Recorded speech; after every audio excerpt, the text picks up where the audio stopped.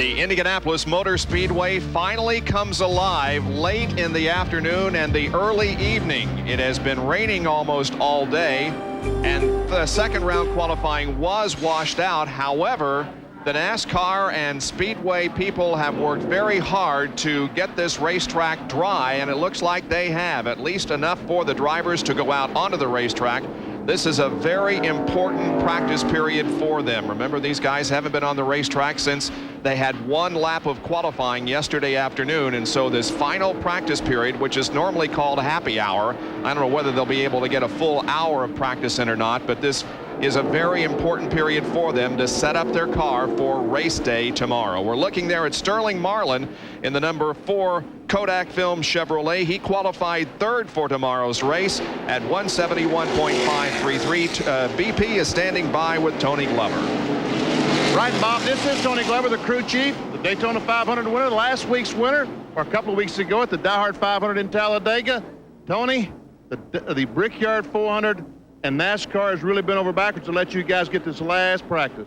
Well, they sure have, Benny, and, we applaud them for that. This is only our second race here. Most tracks we've been to so many times we wouldn't really need this practice, but since this is our second time here with the new tire, NASCAR did a heck of a job in granting us some extra time. What kind of unique problems does this racetrack present that none of the other racetracks do? Well, it's real critical on handling. You got to have a lot of downforce. You got to have a heck of amount of power, and right now we got to get our handling worked out real good this next practice. And qualifying and race handling, two different things, isn't it? Well, for the race, you got to have a lot of downforce. For qualifying, we can pull the fenders in, take a little downforce out of the car, and it'll be okay for one lap. But on a hot, slick racetrack, that's not good. You see, Jenkins, he talks about that stuff that I don't understand because we didn't worry about downforce or any of that stuff. We just worried about horsepower and a few springs and shock.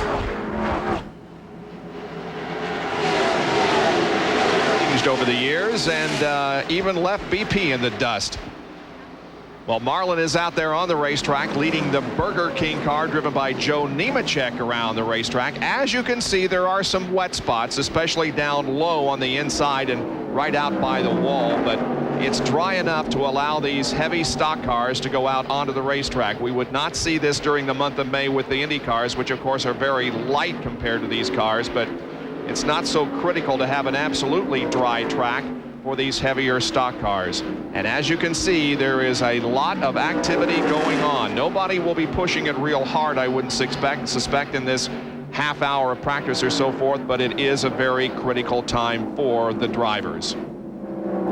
They will not be back on the racetrack until the race gets underway, hopefully tomorrow morning at noon Eastern Time, 11 o'clock here in Indianapolis. There's Jeff Gordon down on the inside of the racetrack. He's going onto the warm-up lane with Morgan Shepherd so as to stay out of the way of the faster cars that are already up to speed and on the racing surface itself.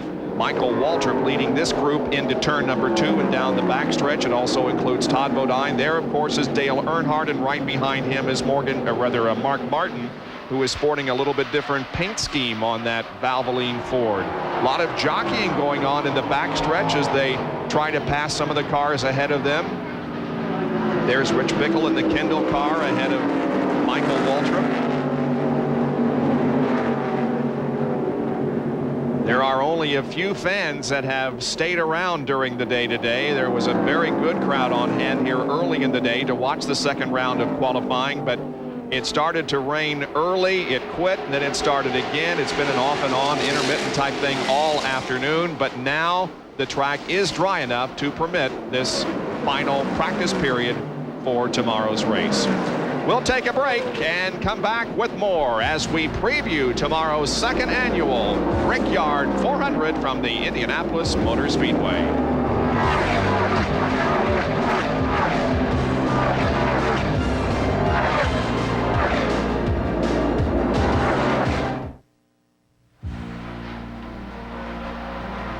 Back at the Indianapolis Motor Speedway for this special Brickyard 400 preview on the eve of the second annual race here at the world's greatest race course. I'm Bob Jenkins along with Benny Parsons, and the track is finally open for practice after nearly all-day rain. And boy, they have done a good job of getting this place in shape.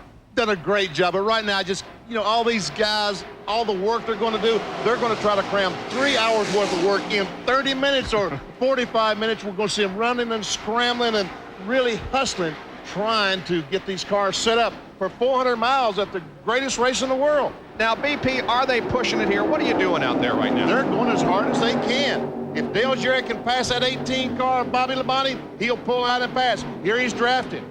Oh, Bobby Labonte moves over. He's coming in, I guess.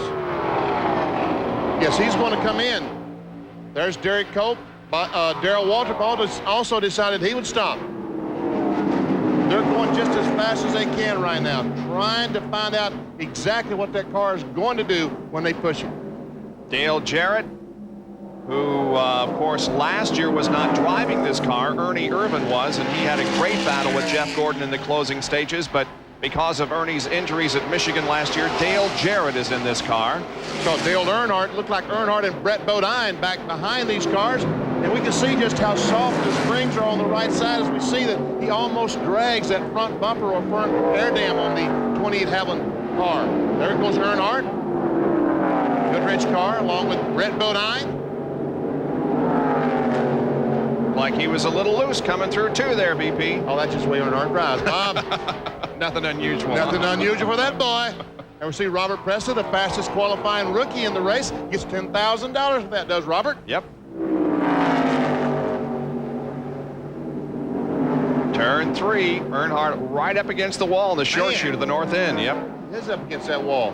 Brett Bodine is hanging in there right with him. Boy, Brett had a great run here at Indianapolis last year. I know he's looking forward to tomorrow's race. And there we see with the yellow flag, that just because that to tell the drivers that the racetrack may be, in fact, a little damp. And we saw... As a matter of fact, Benny, it's raining again. You gotta be kidding me. No. This has just been incredible today. I mean, earlier today when we were going on the air with our qualifying show, the track was within about 10 minutes of being ready to run on, and it rained again, and now they have had a few minutes of practice, but now the yellow light comes on again. But thank goodness they've had these few minutes of practice, because so many teams have changed engines. They put new brake pads in, and new brake pads just will not stop the car. You've got to use them, get them hot, and let them cool before they really work well. So thank goodness we've gotten these few laps. There's Derek Cope. He'll start 37th in tomorrow's race. And look, here's the 37th place car with the 21st place car, and they just hang together for lap after lap. That's how tight the competition is here. And we've heard a lot of drivers say that despite the fact that we don't have the high banks here, that drafting is very important down these long, long straightaways. It is very critical. Let's face it, they're running 190 miles an hour, and you know that car can make a big weight at 190 miles an hour.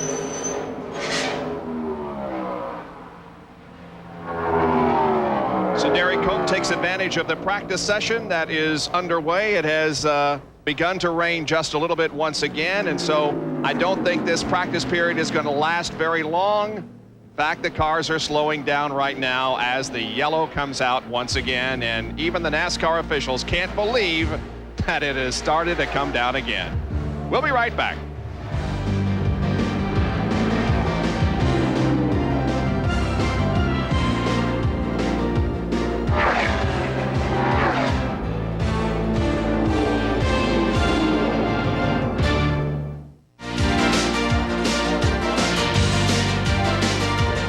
Cars have been called in once again after a very short practice session here at the Indianapolis Motor Speedway. It is raining once again, and we're all hoping for better weather conditions tomorrow for the Brickyard 400. Well, no preview of this race would be complete without looking back at last year's story. It was an absolutely incredible Cinderella story that developed, and racing history was also made in the inaugural Brickyard 400.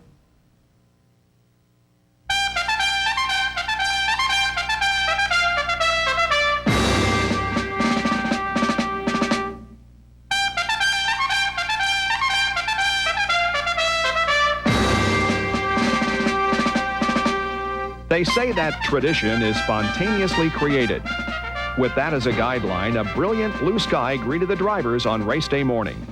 A lot of people. It's great for the sport of motorsports. Looking good. See all the people and all the cars lined up. It's hard to believe that we're here. It's great. Just being here is so unbelievable, and to be a part of this whole event. But man, to come out of here on top, be the winner, I can't describe it. It would mean more to me than anything in this whole world.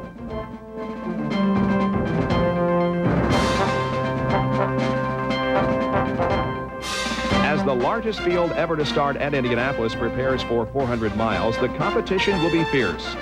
The difference between the pole sitter, Rick Mast, and the slowest qualifier in the field, A.J. Foyt, is just over 1 second.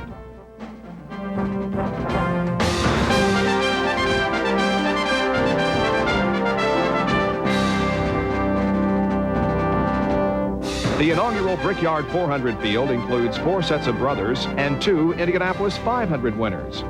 There are 15 Chevrolets, 23 Fords, and 5 Pontiacs that will encircle the famous oval 160 times, vying for a place in the history books alongside the legendary Ray Haroon, who won the very first Indianapolis 500 83 years ago. The key is trying to figure out what the racetrack's going to do. None of us have ever been here. We don't know what it's going to do. This track changed the other day in 3 hours of practice more than any racetrack any of us have ever seen. This is like the Super Bowl or the first Masters that we could compete in. I know that Rusty's excited. Rick Mears has been there to work with him, and Unser's been telling him about the hump going into turn 3. This place is very magical, and the people here are just tremendous, and there's so many people, and you know, you always have butterflies here. It's like going to Disney World for the first time.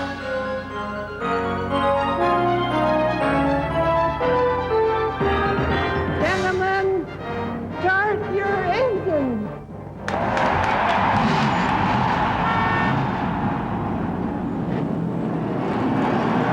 The eyes of the entire sports world are focused at this moment on 300 acres of real estate in the northwest section of Indianapolis, Indiana. A new tradition begins as the green flag is about to come out to signal the beginning of the inaugural Brickyard 400. And the green is out.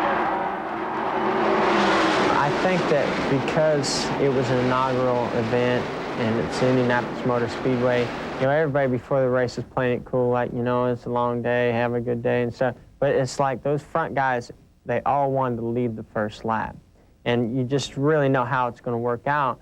But when they drove down the first turn and I saw how hard Earnhardt was running on the outside of Rick to try to lead into that first corner and lead that first lap, I couldn't believe it. I was kind of, you know, I was like, man, what's going on here? When they ran 2 abreast, I almost had a shot at sneaking to the inside of both of them going into turn 2. And, you know, the door closed up, and I wasn't going to try to pressure too much because, you know, to me, the last lap was the one that was important to me. And I tucked back in behind them, and they raced hard all the way down the back straightaway. It has been 30 years since Gasoline Alley actually housed gasoline. However, today it does.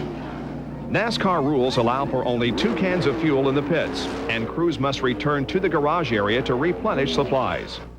By lap 47, Harry Gant is leading after an incredible ride from his start in the 42nd position. This will be Harry's final season on the NASCAR circuit. Jeff Gordon retakes the lead on lap 48. He will lead the next 23. 30 cars are still on the lead lap. Gordon, still leading the race, pits again on lap 69.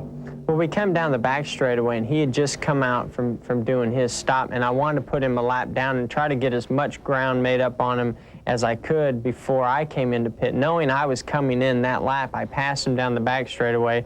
He had the fresh tires. I had the old tires. We drove into turn 3, and he came right up on me. Well, I was trying to wave to tell him I'm coming in the pit, so he was trying to pass me. And I went down to the inside trying to tell him to go to the outside, go to the outside. Well, he didn't see my hand gestures because he was trying to get by me. And when we come off 4, I came right down to the bottom. Well, he was underneath me. And as I led up to go in the pits, he drove by me sideways, hit my left front. I hit his right rear. We both, you know, and the 2 cars that were really the strong cars most of the day at that point, just about wrecked. On lap 131, Jimmy Hensley and Jeff Brabham tangle in turn 2. The accident brings out the final caution period of the day. It also allows the leaders to make their final pit stops. Gordon is in first, followed by Irvin and Wallace. When the green flag flies at lap 132, Rusty Wallace becomes the 12th driver to lead the race. Remember, Rusty couldn't run him down on the track, but got by him in the pit area as they work off the second corner, nose to tail down the back stretch. Ernie Irvin stays in 3rd position. Wallace drops back as Jeff Gordon and Ernie Irvin resume the battle for the lead. 20 laps from the finish, and Irvin catches Gordon.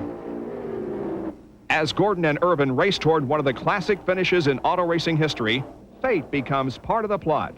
Well, I'll tell you what, Jeff Gordon, oh, he's going to go around him. He's taking the inside. They touch. He's got the lead.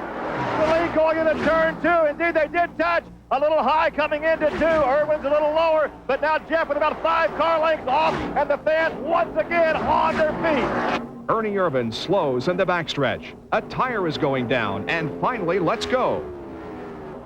Jeff would take the checkered flag and grasp the symbolic silver brick and become the hero to every youngster that has ever dreamed of driving at Indianapolis.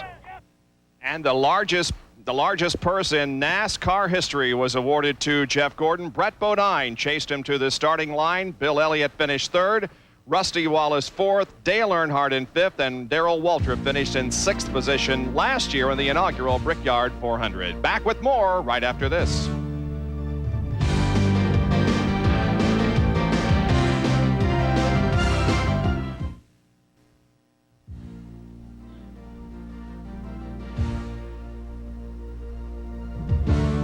From the Indianapolis Motor Speedway, this is our Brickyard 400 preview. Boy, I tell you, we got some loyal race fans here in Indiana, don't we? They've been sitting around in the rain all day. The cars did go out onto the racetrack a few minutes ago for a very short practice period, but now, as you can see, the yellow light is on once again, and it is raining once again. But that doesn't deter us from talking to some important people here at the Indianapolis Motor Speedway, including Jack Roush, who's the owner of the Mark Martin and Ted Musgrave cars. Jack, you started your career drag racing, right? That's correct. So did the Indianapolis Motor Speedway hold the lure to you that it did to oval track people? Not initially. I came as a youngster to Indianapolis for years and years to the U.S. Nationals. And I drive by the Speedway here, never having any idea that I'd ever be part of this, realizing all the time that that the crown jewels of racing for North America are here in the Indianapolis Speedway for what it did after the war to get things going again. So last year, was it a pretty big deal to come here with your 2 cars? I think anybody that was my age for sure that didn't have a lump in their throat that was here with these cars, wasn't normal. I can't say what the youngsters would have felt. I don't know so much about that, but all the old guys like me that had watched and been aware of the Speedway racing, champ car racing, have been going on for so many years, were just trembling from it. I'll second that motion. Here's Mark Martin, your driver, qualifying yesterday, and Mark turned in the 14th fastest speed at 170.739, so he'll be starting in 14th spot. Yeah, we don't quite know what that means. This racetrack's a lot like Pocono, and yet it's a lot like Richmond and some of the other flat places. The turns are tighter than Pocono, and yet they're flat, and the straightaways are real long. So last year we came down here with a combination where we actually shifted gears, and that proved not to be good. And this year we're got a high downforce car. We may not have our combination exactly where we need it. Our book is brand new. It's only got 1 page in it. We've just been here 1 year. Tell us about that new paint job. What's that all about? Well, Valvoline is previewing a new image for the car for next year. And depending on how well it's received, it's probably what the Valvoline number 6 Thunderbird is going to look like in 1996. That could be what it's going to look like. That could be what it's going to look like if it's well received. Let's talk about Ted Musgrave just a little bit, because we know Ted is also on the team, although that's Mark Martin's car there. That's that new paint job I was just talking about. Larry McReynolds looks like talking to Mark Martin. Yeah, they're having a downforce discussion, I'm sure. That we've got some serious problems with this Thunderbird they're talking about. Ted Musgrave's doing great. In the few laps he had just a few minutes ago before it rained, I was in talking to him. And he says his car's real neutral. He can make it push or he can make it oversteer, depending, which means it's probably not going to be right for sunny conditions if we get them tomorrow. But right now, Mark's is pushing real bad, and they'll both have to consider what the condition of the racetrack is now and what they're likely to see tomorrow, and depending on the quality of those judgments, we'll be able to hit it or not. I mean, it's strictly guesswork, isn't it, trying to figure out exactly what to put in those cars? It's guesswork, but, the reason that Steve Meals and the Howard Comstocks and the Ted Musgraves and the Mark Martins make these decisions, they do make the final decisions because they have all the experience that helps them with that. So it's calculated guesswork, yes. Mark Martin will be starting 14th, and Ted Musgrave will be starting 19th in tomorrow's Brickyard 400. We thank Jack Roush for standing by and talking with us for just a few minutes as we continue to look at the weather that is plaguing the day here in Indianapolis and disrupting any activity on the racetrack. There was a short practice period for these guys, very short. Second round qualifying today was completely washed out. Back with more right after this.